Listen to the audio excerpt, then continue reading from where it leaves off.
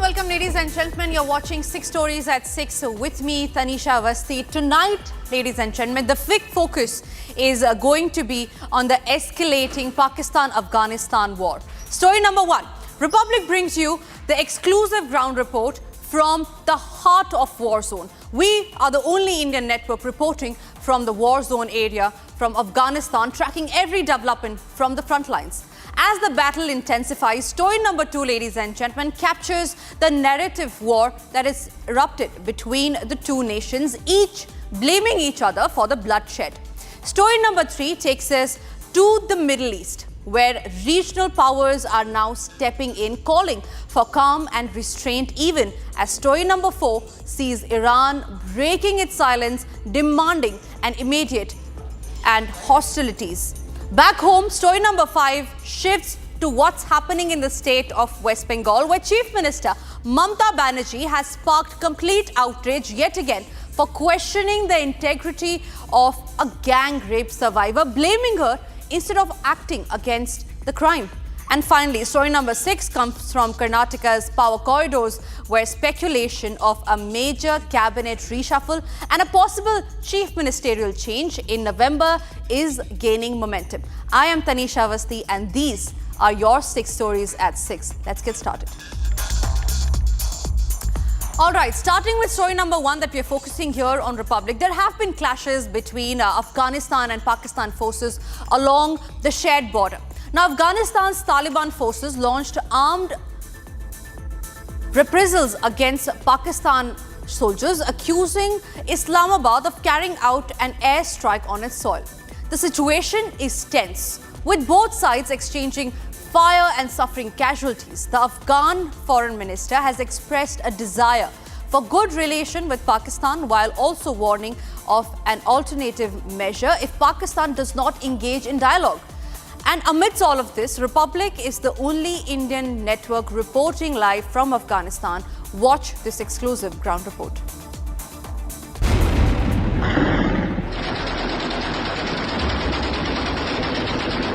At a time when Afghan security forces launched attacks on Pakistani border posts late Saturday, in what the Taliban government described as the retaliation for repeated violations of Afghan territory and airspace. Republic is the only Indian channel reporting live from Afghanistan from an undisclosed location. This is an undisclosed location somewhere near the Kunar province, and there is another province called Nangarhar. So these are making the bulge. So I am at somewhere near a province called Kunar, and as you can see, this is a area which is adjoining the Pakistan's Gilgit-Baltistan area, and a huge number of Taliban fighters have started their infiltration from the Kunar province. And as you can see from my right, you can see a little entrant from there. So that is one of the locations where there has been a lot of activity and entering into the forested areas beyond this ridge into Gilgit-Baltistan. And one of the major reasons why this area has been selected by the Taliban to ramp up their operations is because of its mountainous features. There is also vegetation onto the other side of the ridge, which accommodates to getting cover. So basically what has happened is there is a bulge which is from Nangarhar and to the Kunar province.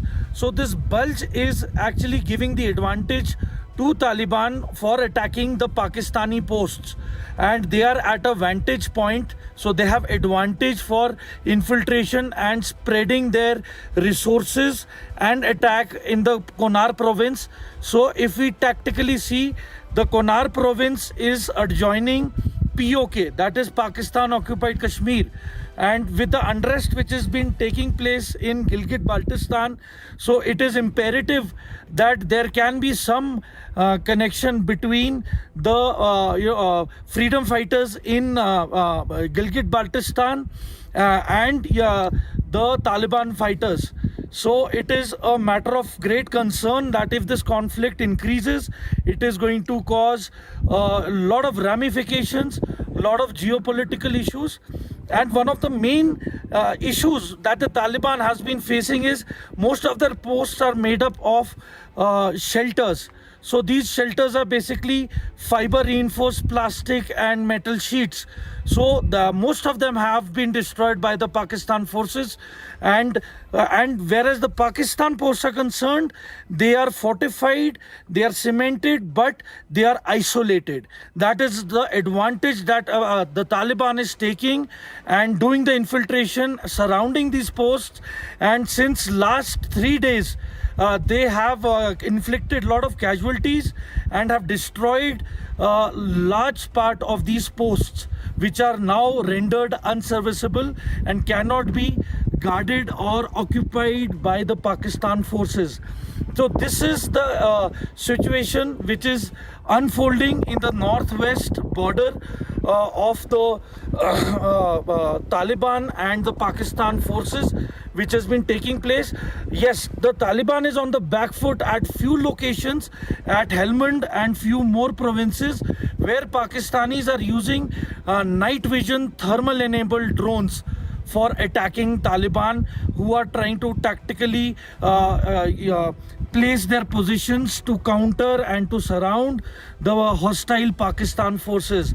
And as far as the Hepta incursions are concerned, they are regular and they increase with the frequency after 8 in the evening. So it is imperative that the attack Heptas and the drones that the Pakistan forces are using are enabled with night fighting capability and high caliber weapons. And at the moment, the Taliban has the firepower, but they do not have anti-aircraft weapon systems. So probably that is what is holding them back. But at night, they avoid moving right now at the moment. They prefer moving during day, because at night it is really becoming difficult for the Taliban to move in towards the Konar border and expand its operation into Pakistan-occupied Kashmir. This is Major Samar signing off from an undisclosed location near Konar. 58 Pakistani soldiers and 9 Afghan soldiers were killed in the overnight fighting between the two sides along the shared border. As tensions escalate along the Durand line, both sides remain on high alert. The latest exchange marks one of the deadliest confrontations in recent months, raising fears of a wider conflict in the region, and the story is far from over. And even as we speak, there is a big escalation that is shaping up between Kabul and Islamabad. Afghanistan has sent out a direct warning to Pakistan, saying that no attack will go unanswered. Hours after its retaliatory strikes, the Taliban government has accused Pakistan of harboring ISIS on its soil and backing those groups that destabilize Afghanistan. Kabul has blamed the ISI for fomenting trouble in Afghanistan. Here's a detailed report on all that you need to know about how the blame game has completely shifted.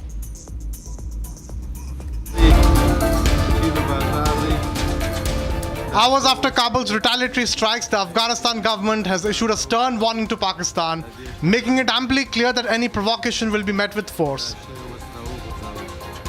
At a press briefing, Afghan government accused Pakistan of turning a blind eye to ISIS activities inside its borders and said Afghanistan will not tolerate terror emanating from Pakistani soil.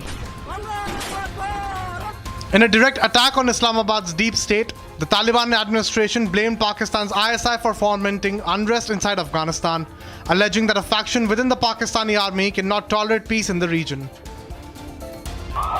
The Afghan government also said that any breach of Afghan sovereignty would face immediate retaliation, asserting that no attack will go unanswered.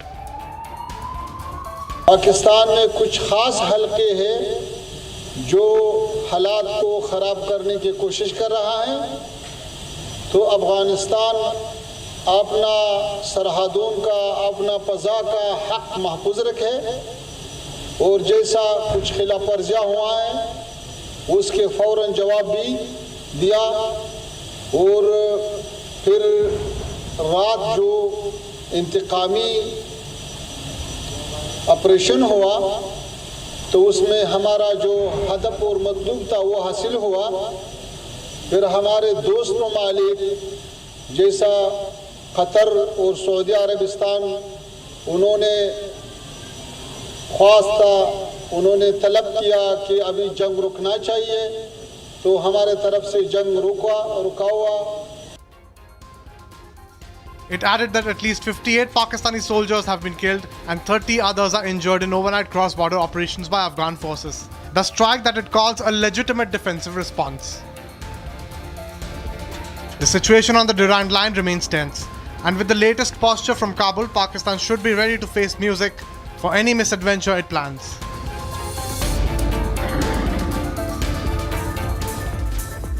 Middle East nations have expressed concern over rising tension along the Pakistan-Afghanistan border, urging both sides to show restraint and resolve disputes through dialogue. The Qatari Foreign Ministry's statement calls for diplomacy and de-escalation in the interest of regional peace and stability. Here's how the Middle East is reaching out.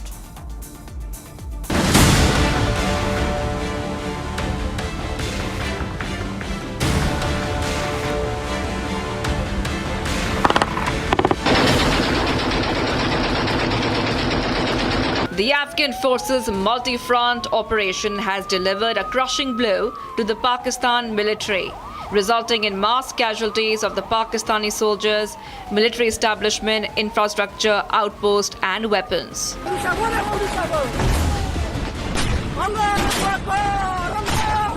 The Afghanistan-Pakistan border witnessed a massive escalation in tensions as Afghan forces launched a full-blown retaliation against Pakistan days after unprovoked airstrikes in Kabul and other Afghan cities. The escalating tensions have prompted regional concern. Iranian Minister of Foreign Affairs Abbas Araghchi has called on his country's two neighbors to exercise restraint. Qatar has raised alarm over the situation, urging both sides to prioritize dialogue, diplomacy and restraint, and to work towards containing differences in a manner that helps reduce tension and avoid escalation in order to achieve regional security and stability. The Saudi Arabian Ministry of Foreign Affairs has issued a statement urging both Pakistan and Afghanistan to keep self-restraint to avoid further escalation. The kingdom calls for self-restraint, avoiding escalation and embracing dialogue and wisdom, which will contribute to reducing tension and maintaining the security and stability of the region, the statement said. As tensions simmer, the message overall is clear. As Pakistan and Afghanistan trade blame across a fragile border, the international community is urging restraint and dialogue.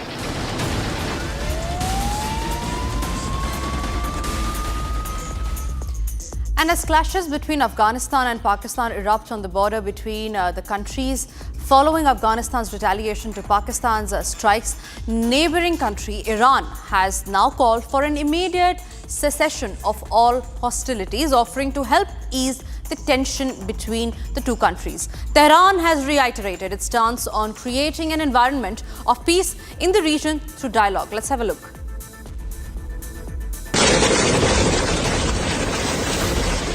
Heavy clashes erupted along the Afghanistan-Pakistan border as the Afghan forces launched a retaliatory attack against Pakistan following alleged unprovoked airstrikes in Kabul. The tensions have called in for critical responses from the neighboring countries.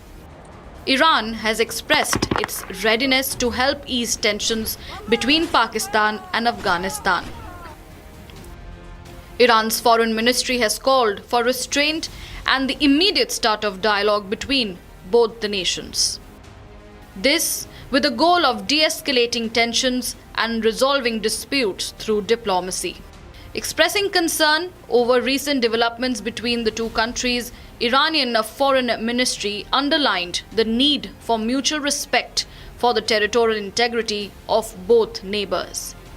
The ministry emphasized that Islamic Republic of Iran attaches great importance to maintaining peace and stability in its surrounding region.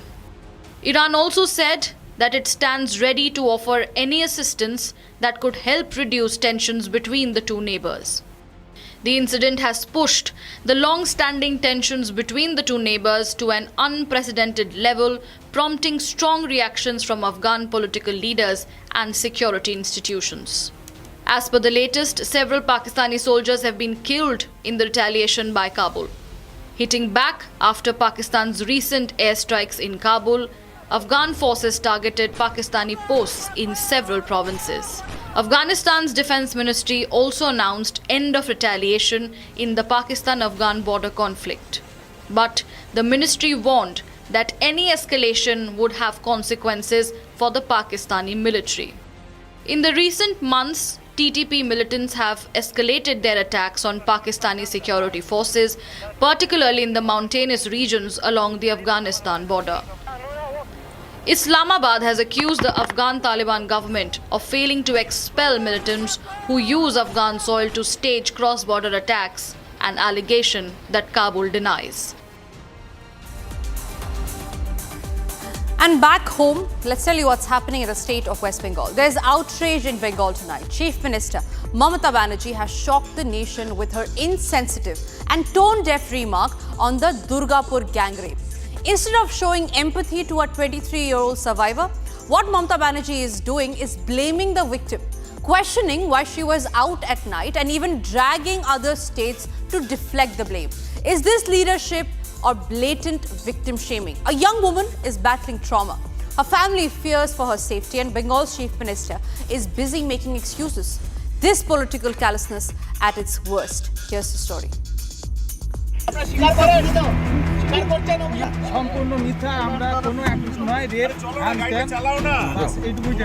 On Friday, October the 10th, a medical student was allegedly gang raped in West Bengal's Durgapur.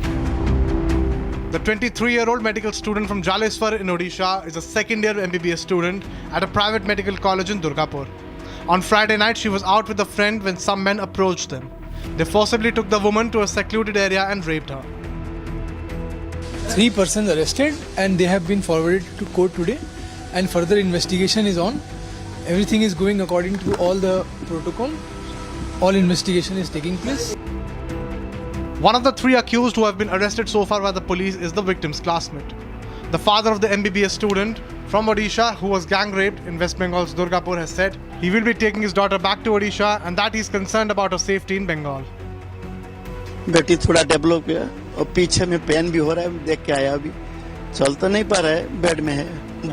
वो तो बहुत help कर रहा है, chief minister भी हमको phone किया, DG SP collector सारी हमको हेल्प कर रहे हैं। वो कैसे है सब every moment he has taken my opinion, आश्वासन दिया। हम उसको चीफ मिनिस्टर साहब को भी मैं रिक्वेस्ट किया क्योंकि हम देख रहे जहाँ यहाँ लड़की सिक्योरिटी नहीं है, इसलिए हम उसको रिक्वेस्ट किया जहाँ हम हमारा भुवनेश्वर में हमारा लड़की को ले जाओ, नहीं तो यहाँ से कभी भी मार भी देंगे। वो हमारा अभी विश्वास टूट गया।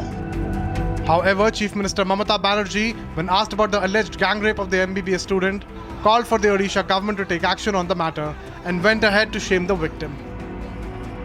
She was studying in a private medical college. So all the private medical college, whose responsibility? How they came out in the night at 12:30. And it happens in the, so far I know, forest area. And 12:30 I do not know what happened, investigation is on. I'm shocked to see the incident. But private medical colleges also used to take care for their students, and especially the girl child at night time. They should not be allowed to come out in the outside. They have to protect themselves also. The investigation into the rape case is underway as the police team sweep up the alleged location of the crime and continue to hunt down the 2 accused who remain absconding. And moving on, let's tell you what's happening in the state of Karnataka. In Karnataka, there are major talks and speculations about a major cabinet reshuffle in this state. But this is not it. The storm in Karnataka's Congress isn't dying down. In fact, it's exploding once again. Chief Minister Siddaramaiah versus his deputy DK Shivakumar, the silent tug-of-war is now out in the open. With reshuffle buzz that's growing with each passing day, with ministers taking sides and DK's time is nearing remarks, setting off a political earthquake. But viewers, the big question tonight is, will there be a change of guard in the state of Karnataka? Is Siddaramaiah losing grip as Chief Minister ambition grows louder? Here's all that you need to know about the major cabinet reshuffle that could take place likely in the month of November in the state of Karnataka. The power play in Karnataka is once again heating up. In Congress-ruled Karnataka, the political pot is boiling. There is a strong buzz of a major cabinet reshuffle that is expected in the month of November. But behind the reshuffle talk, the real story is the battle for supremacy. As Chief Minister Siddaramaiah and his ambitious deputy DK Shivakumar lock horns in a silent tug-of-war. Reports suggest this reshuffle could be Siddaramaiah's way of stamping authority, sending a loud and clear message that he is still in charge. On the other hand, DK Shivakumar, backed by a section of ministers including Karnataka's Home Minister Dr. G. Parameshwara, is towing the party line, saying they'll go by what the High Command decides. But between the lines, the ambitions are loud. And now, one remark by DK Shivakumar has reignited the fire. It all began during his visit to Bengaluru's Lal Bagh when a resident cheekily asked him, why isn't he the chief minister yet? DK Shivakumar's alleged reply was, time is nearing. This was all it took to set off a political storm. Watch how the sequence unfolded. Sir ಕಷ್ಟಪಟ್ಟು party ಬೆಳೆಸಿರೋ 40 ವರ್ಷದಿಂದ ನೀವು CM ಆಗ್ಬೇಕಲ್ವಾ sir ನ್ಯಾಯವಾಗಿ ಹತ್ರ ಬಂದಿದ್ಯಾ sir tank stand ಒಂದು ready ಮಾಡಿ ಹಳೇದಿತ್ತು sir ಇತಿಹಾಸ ತುಂಬಾ ಚೆನ್ನಾಗಿತ್ತು ಇತಿಹಾಸ 100 ವರ್ಷದ ಮೇಲೆ ಅದನ್ನು ರಿಮೂವ್ ಮಾಡಿದ್ರೆ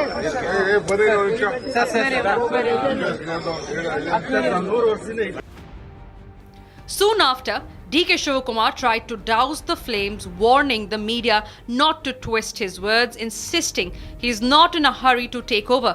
But by then, the spark had already turned into a wildfire. Adding fuel to the fire, Karnataka Home Minister Dr. G. Parameshwara dropped a bombshell of his own. His latest comment reeks of aspiration and adds yet another twist to the Chief Minister change saga. ಯಾರಿಗೆ ಯಾಕಾಗಬಾರ್ದು thank you. As the government's halfway mark of 2.5 years approaches, murmurs are growing louder. Will Siddaramaiah make way for DK Shivakumar as per the so-called power-sharing formula?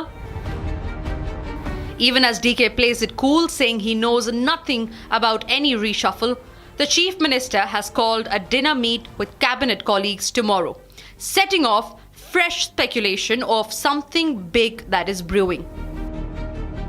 The Congress may try to downplay it, but the writing on the wall seems clear. So, is Karnataka heading for a political shake-up? Has the countdown to change of guard already begun? Or is it, once again, just smoke without the fire?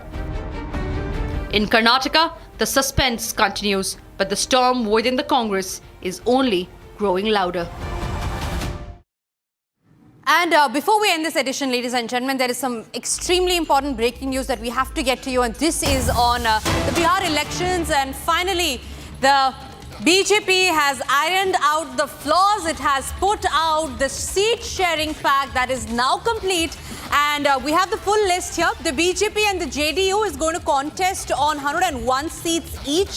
The LJP gets 29 seats, that is Chirag Paswan's party. The RLM gets 6 and HAM, that is Jiten Ram Manjhi's party, gets 6 seats. So RLM and HAM have been bottled down to 6 seats each. BJP and JDU to 101 seats each. And LGP, which is Chirag Paswan's party, gets 29 seats. The seat sharing pact, ladies and gentlemen, has finally been sealed. NDA has finally done it. The murmurs and the speculations that were there on how the NDA could likely break up before the elections are coming because of the mismanagement in the seat sharing pact has finally been solved. The NDA has put it out officially that it is going to fight together.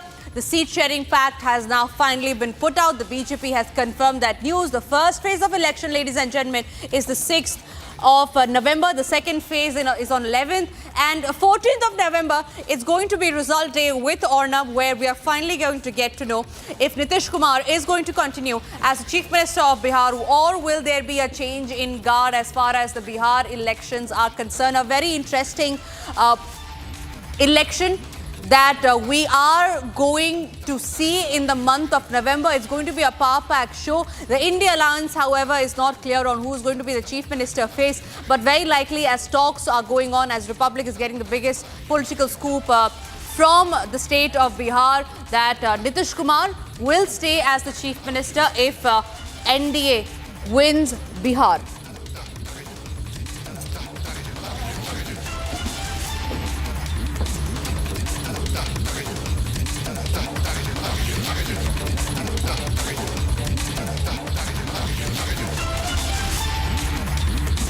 All right, ladies and gentlemen, that's the biggest news break that we're getting to you. The NDA has finally sealed the seat sharing pact. It has ironed out the flaws, and it is all set to fight elections under the leadership of Prime Minister Narendra Modi, with Bihar Chief Minister Nitish Kumar, the current Bihar Chief Minister, who will be going to stay as the Chief Minister if the NDA wins this election. That's the biggest political scoop that we're getting here on Republic, and that's all that we've packed in this edition of 6 Stories at 6. Thank you for watching.